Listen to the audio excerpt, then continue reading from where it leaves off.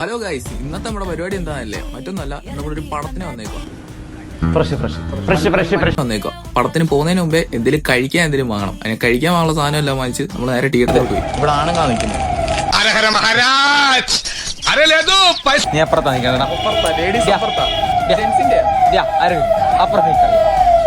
എതിരെ രണ്ട് ഊക്കി നമ്മൾ നേരെ ടിക്കറ്റ് എടുത്ത് നേരെ തിയേറ്ററിന്റെ അകത്തോട്ട് കയറി. വന്ന പടം ഏതാന്ന് പറഞ്ഞില്ലല്ലോ, നമ്മൾ വന്നെ ഡെർബിക്കകത്ത് വന്ന് കയറി. ഏകദേശം 3:45 തുടങ്ങേണ്ട പടം ഇതുവരെ 4 മണിയായിട്ട് പോലും പടം തുടങ്ങിയിട്ടില്ല. ദൈവമേ.